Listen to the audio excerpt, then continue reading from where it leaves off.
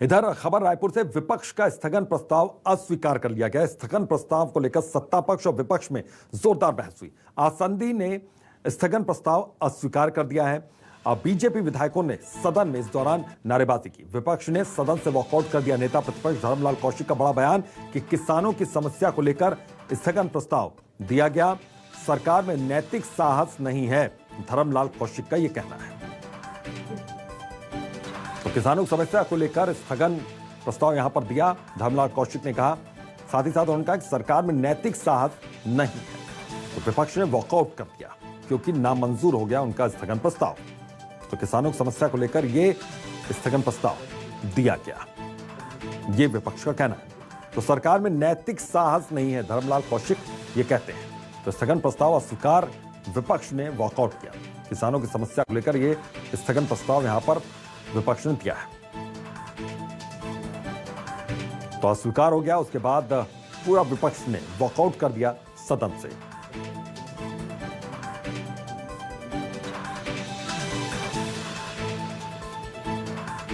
तो आशीष तिवारी हमारे resident editor इसी खबर पर जुड़ गए, सीधा उनका रुख करते हैं।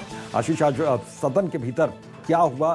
क्योंकि बहस की जो संभावना थी कि आज बहस हो सकती है, हंगामा हो सकता है, और वही हुआ। क्या रहा दिन भर?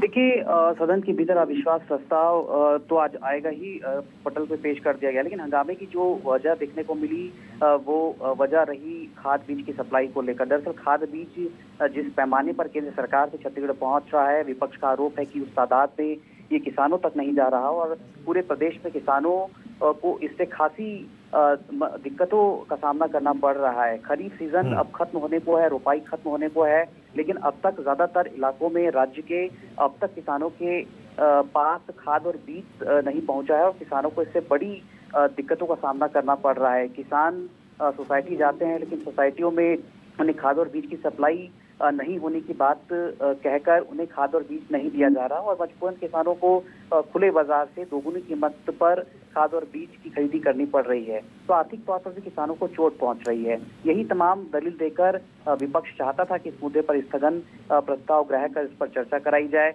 अग्रहता पर चर्चा जरूर हुई। पक्ष और विपक्ष के तरफ से तमाम दलीलें इस दौरान सदन में दी गई, लेकिन आसंदी ने अग्रहता पर चर्चा के बाद स्थगन प्रस्ताव को खारिज कर दिया। लिहाजा विरोध में विपक्षी सदस्यों ने सदन की कार्रवाई से वॉकआउट कर दिया।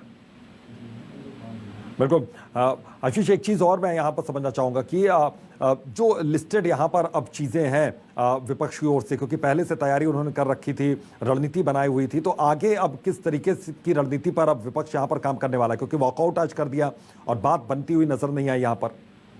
देखिए, हर दिन की अलग अलग तैयारी है विपक्ष की। आज खाद बीज के मुद्दे पर विपक्ष स्थगन चाहता था, जिस पर चर्चा अग्रहता पर हुई, लेकिन इसे ग्राह्य नहीं किया गया। बशर्ते इस पर बीजेपी अब आगे नहीं बढ़ेगी। बीजेपी ने अलग अलग दिनों के लिए अलग अलग मुद्दों की फहरिस्त तैयार कर रखी है। अब जिस तरीके से अविश्वास प्रस्ताव सरकार के खिलाफ बीजेपी ला रही है, तो जाहिर सी बात है अविश्वास प्रस्ताव पर चर्चा सोमवार से शुरू होगी। सरकार के खिलाफ विपक्ष ने अविश्वास